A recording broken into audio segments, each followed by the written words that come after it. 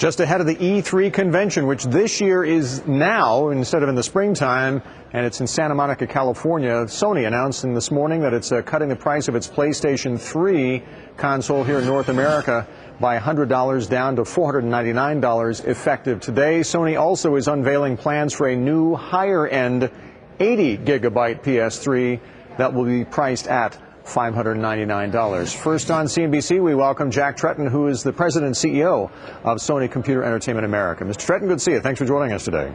Thanks for having me, Bill. You're 7 months into the sales cycle for PS3, and you're cutting prices. Why? Well, as you pointed out, it's a two-pronged announcement. The introduction of the 80-gig machine with our million-unit selling Motorstorm game packed in at $599, and then consequently reducing the price on the existing 60-gigabyte model to $499. Why? That's what I'm asking.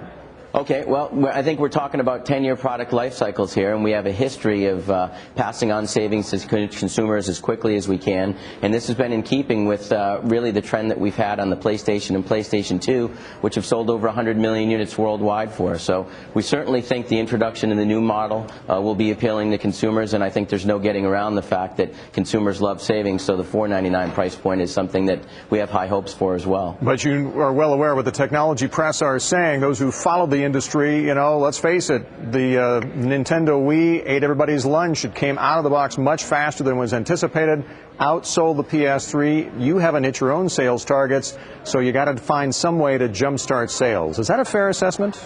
The honest answer is that we look at things in terms of 10-year product life cycles, and one of the luxuries that we have that our competition doesn't have is we have a machine that remains incredibly relevant after 7 years, sold almost 120 million units in the PlayStation 2. We'll sell 10 million additional PlayStation 2s this year, and we're convinced that ultimately in time we'll convert those consumers to PlayStation 3. So we really feel that we have two consoles competing on a worldwide basis in every market and doing extremely well. That gives us the opportunity to look long-term and not get caught up in the first 6 to 8 months of a product life cycle. But you are I'm sorry, you are a business to begin with, and from the business standpoint, I'm interested. I mean, Morgan Stanley estimates that in the last fiscal year, the gaming division at Sony lost $1.9 billion. You're estimated by Morgan Stanley to maybe lose $240 million this year. So you're not making money on these PS3s. So I guess the strategy is to try and gain more market share, not to profit from the sale of these game consoles. Is that the idea?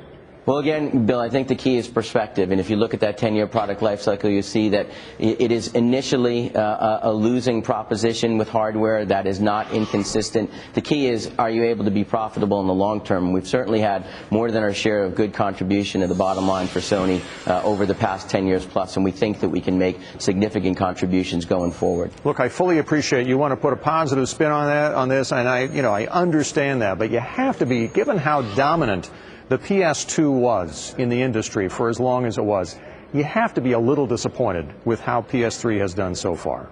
Well, the PS3 is still dominant, and I think if we talked in terms of falling short, we're about 500,000 units short of where we'd ideally like to be. And again, if you're looking at that 100 million unit prize, and you're talking about 5.5 million versus 6 million, which is where we'd like to be right now, it's still very, very early in the game, and you're talking about, you know, round one of a very, very long prize fight. Indeed, that's for sure. Mr. Tretton, thanks for your time. Thanks for joining us.